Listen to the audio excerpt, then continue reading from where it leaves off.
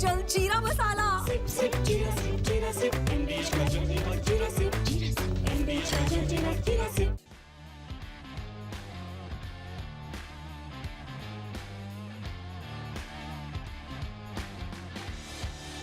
दूसरा मुकाबला जो है वो गुजरात बनाम दिल्ली के बीच में मैच खेला जाएगा। दिल्ली के अरुण जेटली स्टेडियम में मुकाबला होगा, जहां पर कांटे की टक्कर जो है वो दोनों ही टीमों के बीच में देखने को मिल सकती है। 7:30 बजे दिल्ली के स्टेडियम में ये मुकाबला खेला जाएगा।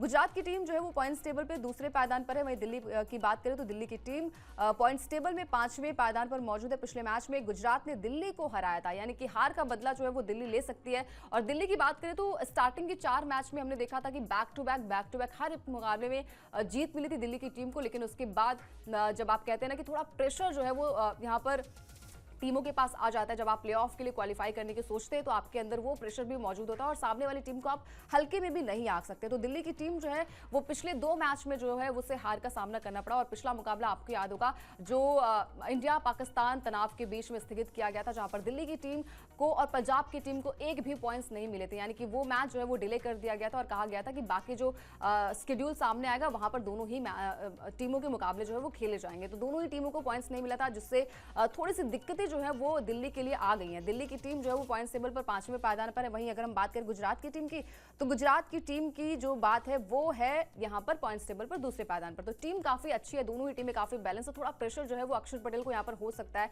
क्योंकि अगर आप यहां से मैच हारे तो आप सब कुछ हार जाएंगे। प्लेऑफ के लिए की रेस जो है वो बड़ी दिलचस्प हो जाएगी। एक पॉइंट्स, एक जो नेट रन रेट है वो बहुत ही ज्यादा मैटर करता है। बात करेंगे यहाँ पर दोनों ही टीमों की जो है वो प्लेइंग 11 के बारे में। सबसे पहले हम बात करेंगे, नजर डालेंगे गुजरात की जो प्लेइंग 11 है वहां पर क्या कुछ बदलाव हो सकता है, क्या वहां पर संभावना है प्लेइंग 11 में कुछ चेंजेस के। तो गुजरात की टीम की बात करें तो यहां पर प्लेइंग 11 में जो बदलाव की संभावना है वो ना के बराबर है। जॉस बटलर और कगिसो रबाडा टीम में लौट चुके, यानी कि टीम में उनकी वापसी हो चुकी है। जो बार बार हम बात कर रहे थे कि क्या जॉस बटलर रबाडा जो है वो टीम में मौजूद नहीं होंगे, नहीं, यहाँ पर टीम में वो मौजूद होंगे।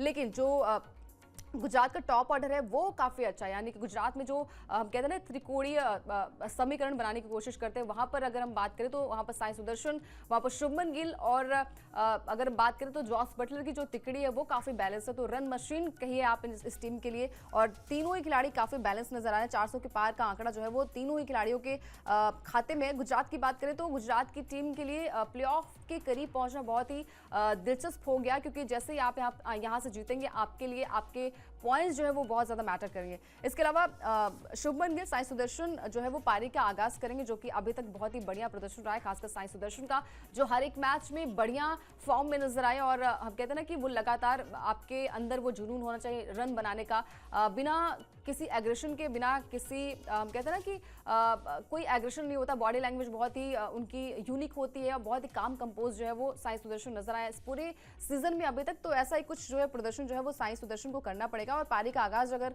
शुभमन गिल करते हैं उनके साथ तो बेहतरीन हो जाता है, क्योंकि पार्टनरशिप जो है वो आपकी बेहद इंपॉर्टेंट होनी चाहिए, खासकर पॉइंट्स टेबल की बात करें। और जब पावर प्ले की हम बात करते हैं तो वहां से दोनों खिलाड़ियों को चलना बहुत इंपॉर्टेंट हो जाता है। जैसे आप पावर प्ले में अच्छे खासे रन बनाते हैं, सामने वाली टीम थोड़ी सी जो है वो प्रेशर में आ जाती है। इसके अलावा दिल्ली की जब हम बात करेंगे प्लेइंग 11 के बारे में, तो क्या कुछ वहां पर चेंजेस हो सकते हैं, क्या दिल्ली की टीम में कुछ संभावनाएं हैं। तो दिल्ली की टीम की प्लेइंग 11 की बात करें तो बदलाव यहां पर बिल्कुल संभव है, क्योंकि यहां पर जो विदेशी खिलाड़ी हैं, खासकर मिचेल स्टार्क और जैक फ्रेजर मैकगर जो है उनकी वापसी नहीं होगी, इन्होंने मना कर दिया है। स्टार्क थे अपनी टीम के सबसे अहम तेज गेंदबाज, और स्टार्क की बात इसलिए होती है क्योंकि ऑस्ट्रेलियाई खिलाड़ी हैं। दिल्ली की बात करें तो पिछले मैच में 5 मैच में जो है वो 3 में हार मिली है और 1 मैच जो है वो बेनतीजा रहा है, यानी कि दिल्ली की टीम के लिए ये खतरे की घंटी है। उनके जो प्लेयर्स है, खासकर जो टॉप ऑर्डर के प्लेयर्स है, जैक फ्रेजर मैकगर, वो नहीं वहां पर अवेलेबल होंगे। इसके अलावा मिचेल स्टार्क जो कि उनके तुरुप के इक्के रहे हैं, और खासकर तेज गेंदबाजी में मिचेल स्टार्क का कोई तोड़ नहीं है।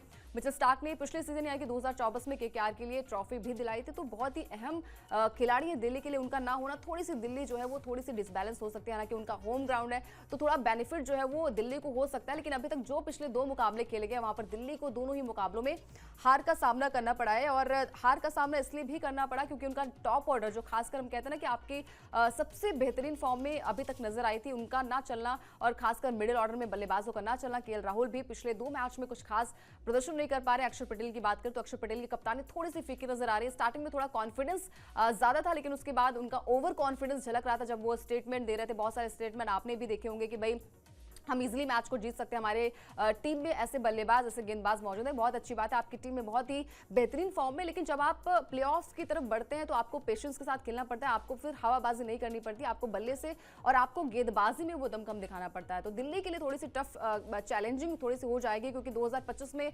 हर किसी ने देखा है कि जो होम ग्राउंड है उसका बेनिफिट बहुत ही कम मिलता है। और होम ग्राउंड में हमने देखा है कि चेन्नई को हार का सामना करना पड़ा, दिल्ली को हार का सामना करना पड़ा, मुंबई को, बहुत सारी टीमें, बड़ी बड़ी टीमें जो है वो अपने होम ग्राउंड में हार चुकी हैं। तो ये आप भूल जाइए कि थोड़ा बेनिफिट जो है वो मिलेगा। यानी कि अगर आप अच्छा प्रदर्शन करेंगे तो डेफिनेटली आपको मिलेगा। और आप मैच में बने रहने के लिए आपको गेंदबाजी, आपको बल्लेबाजी और खासकर जो हम सबसे बड़ी कड़ी है वो है फील्डिंग की। अगर आप कैच मिस करेंगे, और हम बार बार बात करते हैं कि भाई कैचेस मिस मैचेस, तो वैसा ही कुछ आपको करना पड़ेगा, बैलेंस अपनी टीम को करना पड़ेगा।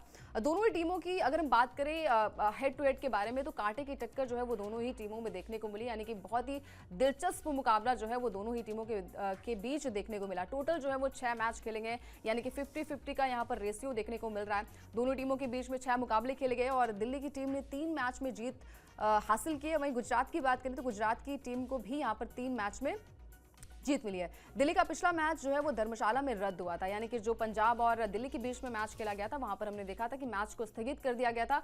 और उसके बाद टीम जो है वो वापसी तो हुई है। क्या वापसी जो है वैसे ही हो पाएगी जैसा हमने पहले देखा था? यानी कि स्टार्टिंग के जो 4 मैचेस हुए थे वहां पर दिल्ली ने जो है वो रोर मचा के रखा था, दिल्ली की टीम में वो दमखम जो है वो नजर आया था। और अभी पिछले अगर 2 रिकॉर्ड्स की बात करेंगे, 2 मैच की बात करें, तो वहां से जो टीम का बैलेंस है, खासकर बल्लेबाजी में, वहां पर वो बल्लेबाजी में दमखम देखने को नहीं मिला। और जब मिचेल स्टार्क नहीं होंगे, खासकर जो तेज गेंदबाजी डिपार्टमेंट है वहां पर अगर मिचेल स्टार्क नहीं है तो टीम के लिए थोड़ा सा वहां पर एडजस्ट करना बहुत मुश्किल हो जाएगा, क्योंकि पावर प्ले में तेज गेंदबाजी ही सबसे ज्यादा अहम होती है। वहां से मिचेल स्टार्क नहीं होंगे तो दिल्ली के लिए थोड़ी सी खतरे की घंटी जो है वो बजती नजर आएगी। अब हम बात करेंगे स्टेडियम के बारे में कि अरुण जेटली स्टेडियम में क्या कुछ देखने को मिलेगा, यानी कि क्या यहाँ पर बल्लेबाजों का दमखम देखने को मिलेगा या फिर गेंदबाजी जो है वो वहां पर अच्छी नजर आएगी। अरुण जेटली स्टेडियम की बात करें तो ये मैच जो है वो दिल्ली में खेला जाएगा। विकेट पर दिखेगा बल्लेबाजों का बोलबाला, यानी कि बल्लेबाजी यहाँ पर अच्छी हो सकती है। छोटा ग्राउंड है तो यहाँ पर 200 के पार स्कोर भी बन सकता है, यानी कि हमने देखा भी है कि 200 के पार तो अब मामूली बात हो चुकी है। पेसर्स को शुरुआती ओवर्स में जो है वो मदद मिलेगी। टीम जो है, जो भी टीम टॉस जीतती है वो चेज करना यहाँ पर पसंद करती है, यानी कि टॉस जीतो और पहले बॉलिंग करो और चेजेबल ग्राउंड है और इजिली जो है वो चेज हो सकता है। तो टीम की अगर हम बात करें तो जो पिछला मुकाबला खेला गया था दिल्ली की टीम का, वो दिल्ली को हार का सामना करना पड़ा था। यानी कि 2 मुकाबले जो है वो अपने होम ग्राउंड में दिल्ली ने खेले हैं, जहां पर एक में मुंबई ने हराया था उस मैच को, और एक मैच जो है वो सुपर ओवर में तब्दील हुआ था। और उस मैच में हमने देखा था कि दिल्ली को जो है वो जीत का सामना करना पड़ा था। एक मैच जो है वो आरसीबी के साथ खेला गया था, वहां पर भी दिल्ली को जो है वो हार का सामना करना पड़ा था। तो टीम जो है वो बैलेंस तो कहेंगे, ऑन पेपर भी अच्छी है और पिछले मैचेस में भी अच्छा प्रदर्शन किया है। अब उनको अच्छा करना पड़ेगा, क्योंकि यहाँ से अगर आप मैच हारें तो आप सब कुछ हार जाएंगे। टीम में बैलेंस करना, टीम में वो ताकत जो है वो हमने देखा है कि उनका टॉप ऑर्डर जो है वो काफ़ी बैलेंस है।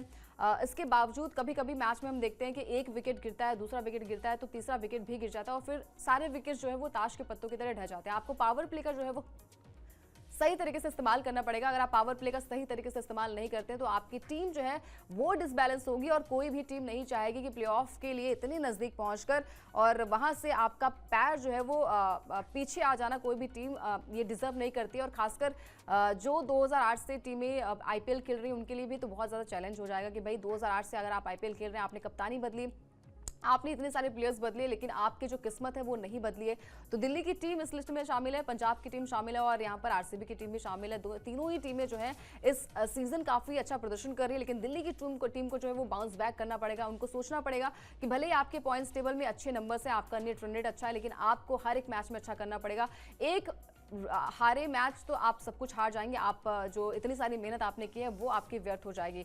तो दोनों ही टीमों की हमने बात कर ली। अब हम बात करेंगे पिछले मुकाबले के बारे में, यानी कि आईपीएल की जब वापसी हुई तो सबने सोचा कि भाई ये मैच होगा, और आरसीबी की बात करें तो खासकर विराट कोहली के लिए सबसे बड़ा ट्रिब्यूट होगा। हमने देखा था कि ग्राउंड पर हर एक प्लेयर ने व्हाइट जर्सी पहनी थी और वो मैच जो है वो बारिश की वजह से स्थगित कर दिया गया, यानी कि बारिश ने खलल डाली, मैच नहीं हुआ। हालांकि दोनों ही टीमों को जो है वो एक पॉइंट्स मिल चुके हैं। बारिश के चलते बेंगलुरु और कोलकाता का मैच जो है वो रद्द किया गया। लगातार हो रही बारिश की वजह से नहीं हो सका मैच। एक हफ्ते के सस्पेंशन के बाद होना था पहला मुकाबला। बेंगलुरु और कोलकाता को मिला 1-1 अंक।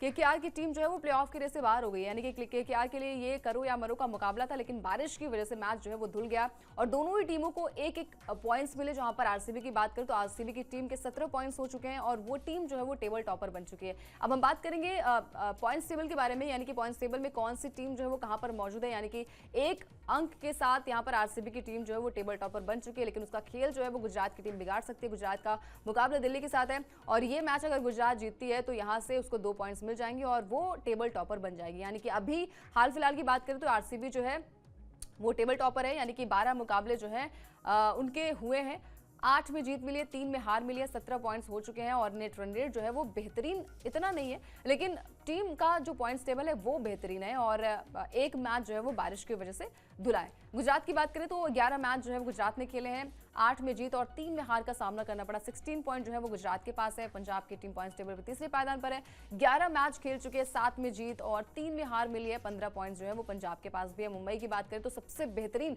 जो रन रेट है वो मुंबई का है और मुंबई ने 12 मुकाबले खेले हैं, 7 में जीत और 5 में हार का सामना करना पड़ा है। 14 पॉइंट जो है वो मुंबई के पास है। दिल्ली कैपिटल्स की बात करें तो 11 पॉइंट्स हैं, 6 में जीत और 4 में हार का सामना करना पड़ा है। 13 पॉइंट जो है वो दिल्ली के पास मौजूद हैं। बाकी जो 6 से लेकर आपके 10 टीमें वो जो है वो प्लेऑफ के रेस से बाहर हो चुकी हैं। एक मौका था यहाँ पर कोलकाता के लिए, कोलकाता की टीम जो है वो प्लेऑफ के रेस से बाहर हो गई है। हालांकि लखनऊ की टीम के पास अभी भी वक्त है, यानी कि 3 मैच और बचे हुए हैं और 3 मैच से अगर मैच को हर एक मैच में अच्छा प्रदर्शन टीम करती है तो वो प्लेऑफ के रेस में बन सकती है। हालांकि बहुत ही मुश्किल है, अगर आपको अच्छे मैच को जीतना है तो बड़े मार्जिन से मैच को जीतना पड़ेगा और फिर आपका जो नेट रन रेट है वहां पर भी आपको अच्छा खासा बैलेंस करना पड़ेगा। बाकी जो नीचे की 3 टीमें वो प्लेऑफ के रेस से बाहर हो चुकी हैं। चेन्नई की टीम जो है वो सबसे पहले जो है प्लेऑफ के रेस से बाहर हो गई, यानी कि 4 टीमें प्लेऑफ के रेस से बाहर हो चुकी है। Kolkata night Riders, Sunrisers Hyderabad, Rajasthan Royals और चेन्नई सुपर किंग्स जो है वो प्लेऑफ के रेस से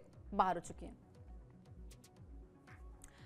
तो देखिए आज का मैच जो है वो बेहद इंपॉर्टेंट होने वाला है। डबल हिटर मुकाबला सुपर संडे यानी कि फंडे है और पहला मुकाबला जो है वो पंजाब बनाम राजस्थान के बीच में खेला जाएगा, वहीं दूसरा मुकाबला जो है वो गुजरात बनाम दिल्ली के बीच में खेला जाएगा। आपके हिसाब से दोस्तों क्या लगता है इस मैच में कौन सी टीम का पलड़ा ज्यादा भारी है? कमेंट करके बता सकते हैं। इसके अलावा स्पोर्ट्स 9 को भी सब्सक्राइब कर लीजिए ताकि कोई भी अपडेट जो है वो मिस ना होने पाए।